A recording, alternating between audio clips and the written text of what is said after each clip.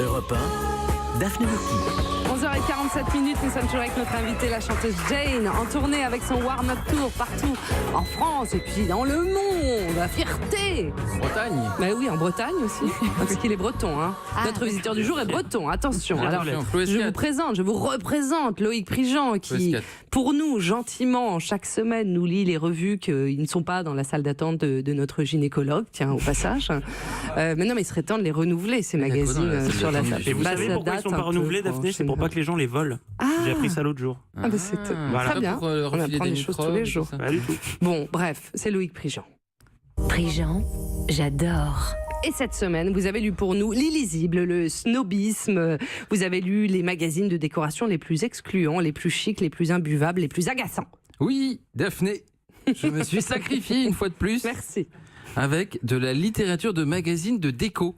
Alors c'est un genre littéraire en soi, les magazines de déco. Il y a plein de mots assez simples qui deviennent des mots valises ou des mots symboles. Tu dis pas que c'est blanc, tu dis que c'est très blanc. Ah oui.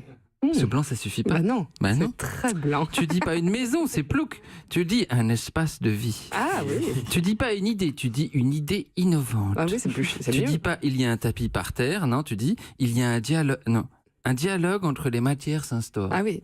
Ouais. Et il y a de la poussière en dessous. Voilà. Alors tout est beau, il y a justement jamais de poussière, des photos d'appartements de gens qui gagnent 100 000 euros par jour, au moins, dont les chiens ne perdent jamais leurs poils, et ils sont tous parfumeurs. Je sais pas pourquoi tout le monde est parfumeur dans les magazines de déco. Vous avez pas remarqué ça? Le journaliste de magazine de déco ment avec la mauvaise foi d'un agent immobilier qui n'a rien vendu depuis 1 an. La snobisme d'une galeriste d'art contemporain et le langage fleuri d'un poète complètement saoul. Alors, vous avez tout lu pour nous, évidemment, et il nous donne les expressions, en fait, il nous apprend les langages chaque semaine, ce qu'on doit utiliser si on vit dans un magazine de déco, en tout cas. Comment on dit, par exemple, un appartement en banlieue? Un espace de vie à quelques pas de l'agitation parisienne. Bah oui, c'est vrai, c'est exactement ça. Comment on dit? Ah, il y a du carrelage. Le sol exprime parfaitement une volonté de simplicité articulée autour de matières fortes. Ah oui. C'est pratique pour passer la serpillière, moi j'aurais dit. Bah oui, surtout. Alors comment on dit les murs sont blancs? Les murs témoignent de l'indéfectible passion que l'hôtesse voue au minimalisme. Je l'ai lu. C'est donc ça, mon salon. Ah oui, d'accord. On a repeint les murs. On a repensé les murs. Ah oui. Parce que peindre, c'est repenser et c'est penser une seconde fois, c'est penser mieux. C'est super. Bah, il y a des poignées aux portes. Les parois présentent quelques éléments d'ouverture en laiton. Ah oui, c'est vrai. Un vieil appartement. Un lieu chargé d'histoire.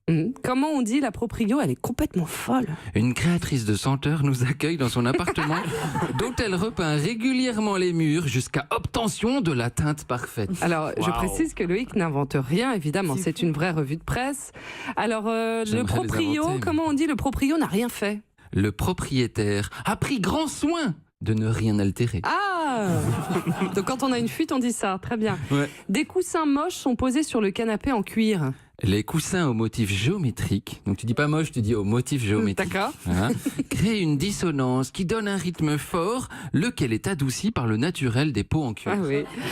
Et il y a un lit superposé en fer dans la chambre des gosses. Ah non, on peut pas dire ça, c'est trop sinistre. Hein. Oui. Donc on dit, dans l'espace de vie des enfants, un magnifique ouvrage de ferronnerie sur mesure crée une mezzanine et organise un nouveau volume dont le garde-corps est un élément graphique et ludique.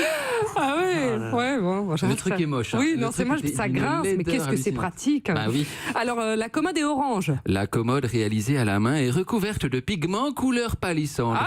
Ah, couleur palissandre. C'est vrai que ça devient plus joli. Comment on dit, c'est moche? Inattendu. Ah, Ils écrivent inattendu en énorme.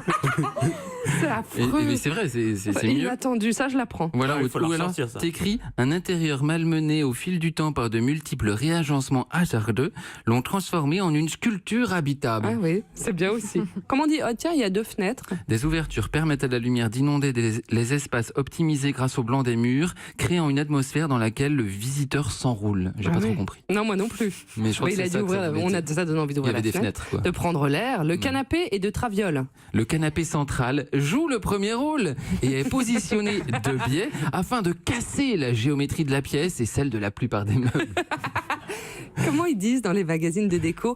Vraiment, c'est un intérieur chaleureux. Un espace de vie conçu avec une idée d'introversion comme un lieu où l'on pourrait écrire un livre. Ah oui, waouh, c'est bien. Et pour finir, comment on dit? Il y a un gros buisson au fond du jardin. Alors vous êtes prêts? Oui.